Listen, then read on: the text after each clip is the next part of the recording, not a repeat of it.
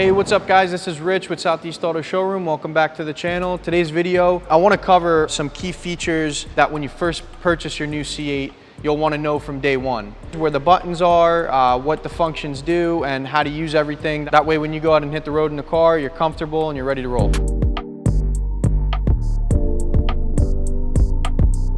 Okay, so the first thing I want to go over is the actual function within the remote. So you can go ahead and auto start the car. You can also retract the top automatically from the remote itself. So what you're going to want to do is give the car a double lock or click the lock button twice. And then we're going to go ahead and hit the center button, which is going to start the car. So you're going to go ahead and tap that twice as well. Now the car is started and it's going to go ahead and warm up, and you know, if it's a hot day, you can preset the car to have the air running, get the car cool inside, so when you jump in, the car is at a comfortable level, so you can get in and have the air ready to go. Now for the top, you're going to go ahead and click the unlock button twice. The mirrors will unfold and the car will be in the unlocked function. Now we can go ahead and hit the bottom left button, and we're just going to hold that, and that's going to go ahead and retract the top all the way back. Sometimes you'll have to click unlock again. And now go ahead and hold the remote down until the function's 100% complete. You'll know it's complete when the rear deck secures in place. The lights will flash. You'll actually get a message on the dashboard as well, motion complete.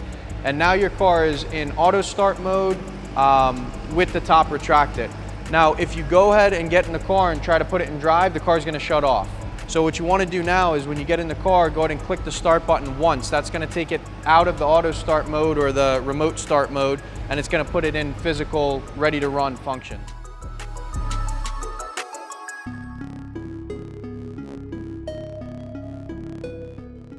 When you go ahead and get in the car, it's still gonna be in a remote start function.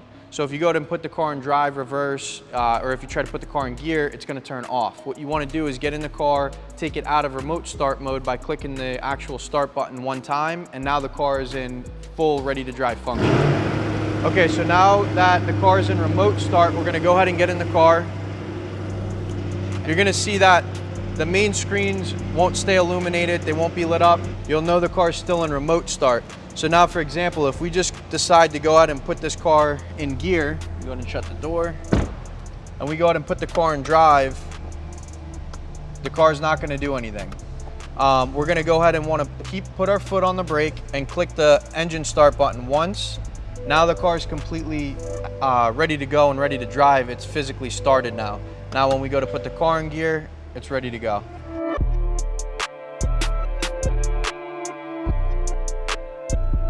Okay, so now what I want to do is talk about a few of those key features from first day that you purchase your new C8, a few things that you'll want to know right from the get-go to help you just enjoy the car more comfortably, you know, not wonder where certain buttons are or things that may seem a bit hidden. The first and foremost is the top. Obviously, you purchased a hardtop convertible, so without doing it from the remote, you're going to want to know how to put the top down from inside the car.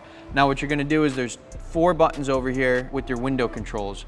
There's going to be 2 window buttons, and then on your bottom left you're going to have the top control, and on the bottom right you're going to have the actual glass wind deflector.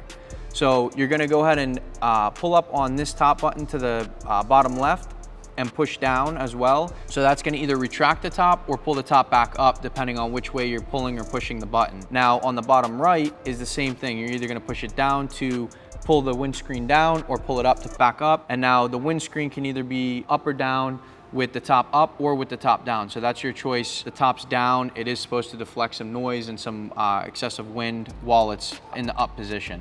When the top's in the up position, if you put that down, that would just be for, you know, some more airflow in the car if you like all the windows down.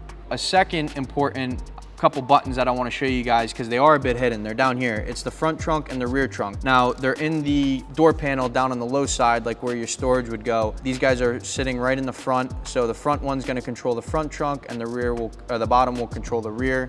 Once again, both functions are available on your remote, but once you're in the car, you're going to want to know how to use those functions from within the car. Now, if you're not familiar with the C8, This is a new function for the car, and if honestly, you know, for a lot of normal cars as well, this is not going to be found, is the actual, your unlock, lock buttons will be right here, but actually to get in and out of the car, there's no door handle. It's all electronic right here, so it's just a push button. Every time you want to get out of the car, you're just going to go ahead and push this silver button. It's going to unlock the door. You may say, well, if that fails, you know, just for any reason whatsoever, or if there's an emergency, there is a manual door release lever on your bottom left-hand side, and that bypasses any electronic function within the door.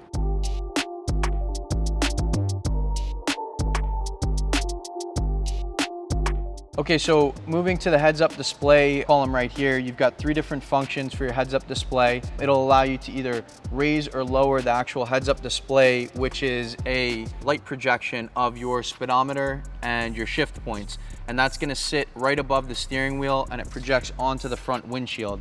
Now, some people love it, some people hate it. It could be a distraction, or it could be really helpful. It all depends on, you know, you feeling it out and seeing what suits you best. All your controls are, like I said, easily placed right here. So if you want to turn the brightness all the way down and just not have it as a function, you can do that as well. Moving into the center column here, or the center console, more electronic controls. So there's no gear shifter, there's no stalk. It's all push button and pull button functionality for the actual gears of the car. To put the car in park, you're just gonna go ahead and push in, put the car in reverse, you'll pull up, neutral will be a push, drive will be a pull, and the manual mode for your paddles will be a push as well. So let's go ahead and fire the car up, and then we'll go over some other key features here in the center console, such as your drive modes, your camera system, and your lift system. Okay, so let's start off with your front lift, your camera system, and your traction control column first. For the front cameras, the cameras are gonna be on the fly control, meaning that you can press them and bring up your whole camera system with the click of a button. For this specific setup here, we're showing the front nose of the car. And so what that will do is I'll put the car in drive, and we'll kind of edge up towards a car in front of us.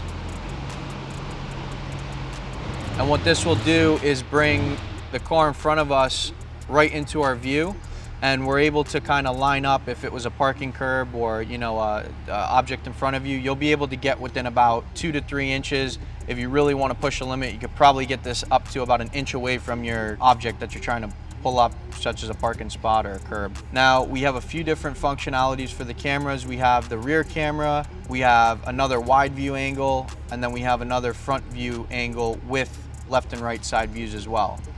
This will also be your aid lines that you can turn on and off. So you can have those on, or you can have those off, depending on if they're a distraction or if they're helpful. You can take those on and off as well. Now I put the car in reverse, it'll access the rear camera. And once again, these cars have 2 rear cameras. So right now what you're seeing is the rear camera above the license plate. If the top were up, you can also access your rear camera in the rear view mirror as well. Now, another function that I want to go over is the front lift system. So this is the system that if you're approaching a steep driveway, if you're approaching some, you know, rough terrain, whatever have you, we'll go ahead and engage the front lift, which is this center button right here. And you're going to get a message on your dash saying vehicle raising. When that's complete, it'll say vehicle raised, and then we go ahead and depress that button, and it will give you a message stating that the vehicle's lowering. Now that we have those 2 functions out of the way, we'll go ahead and touch real quick on the traction control button. So that's gonna be strictly what it is. It's either the traction on or the traction off. Now we can press and hold this button as well. That will do is it'll engage a complete removal of all traction. So it'll state that the ESC is off. That's kind of gonna be your most aggressive mode for the car. I don't recommend turning any of this off unless you're, you know, on a secure road or it's not wet out. That's gonna give you like full play of the car. You know, your rear end's gonna, you know, come out from under you, you know, if you don't have the right driving conditions. Now the center mode button right here. So this is gonna be your driving mode. This is a twist knob, and nothing new for the Corvette. They've had it in the past. So I'll just touch on that real quick if you're not familiar with what they have had in the past. You're gonna get a touring mode, which will show on the main screen, and it'll show on your center dash, or on your center cluster as well. Touring mode is gonna be exactly that. It's gonna be your comfort mode. These are all presets from factory. Your steering will be soft, suspension will be soft. Your engine and shift points will be at a subtle level. Your brakes will be soft, the engine sound will be reduced, and your traction management will be turned on. So if we go ahead and shift over to sport mode, that's gonna kick it up one level. As you can see, all the values have gone up one. And now if we turn it to track mode, that's when you're gonna have all of the settings at its highest level. Your suspension, your steering, your brakes, they're all gonna be at their stiffest settings. Your engine's gonna be at its loudest setting. So now there's one more function that I'll also touch on real quick. This is pretty much strictly a track setting. I would not use this on your normal street. There's no need for it. This is your performance traction management setting right here. So you're gonna have to go to your Z mode on this one, which is your button on the left side of your steering wheel. And this is gonna be a personally configured mode. That will allow you to do is open up this screen here and manually set everything exactly as you'd like it. So if you want an all-out race setting, you're gonna go ahead and just scroll everything to the right, and then you're gonna use this performance traction management scroller right here. So you see how it says inactive, wet setting, dry setting, sport, race 1, and race 2. As you go higher up, it'll give you a message stating that the suspension and engine shift settings will be affected and the TCS and ECS will be limited or disabled. This means you have no traction. So it's either completely off or they'll be limited as you mess with those settings. So once again, cool feature for certain areas, certain drivetrain, everyday driving or city streets. I would not mess with that, and I would not mess with your traction control button.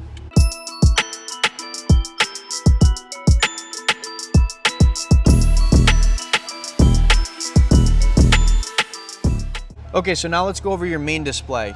So on your main screen here, you're gonna have a few different features here. The only two physical buttons are gonna be your volume control and your home button. So we can go ahead and click home and get to the main display. This is gonna house all your main features to get within the sub menus. If we click home again, it's gonna bring up a kind of a all-in-one screen. So it'll have your radio, it'll have your navigation, it'll show you if you have a phone connected.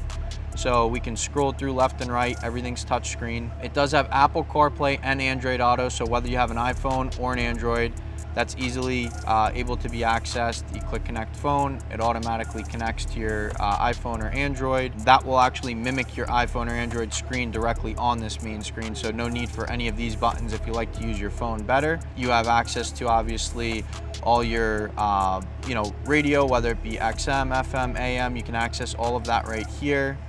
This feature right here will allow you to create a custom user profile. So if we click into this, you'll be able to create your own custom profile. If there's 3, 4, or 5 people driving the car, you can kind of tailor each profile exactly as you prefer. So every time you get in the car, all the settings are on the same as you left it.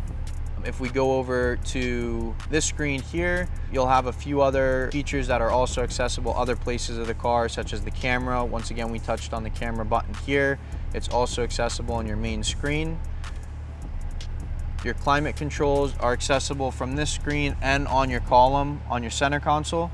So whether you like to control things digitally or from a physical button, you have both options. You have 3 settings for AC and 3 settings for heat, depending on how powerful you want it. You'd go ahead and click your heated seat button and you'll have your 3 lights. You go ahead and click for a reduced heat, same thing for your AC. So another cool little feature below the center speaker grille is a wireless charging pad. I mean, it's as simple as that. You just go ahead and slide your phone in here and it'll begin to charge the phone wirelessly without having to plug in.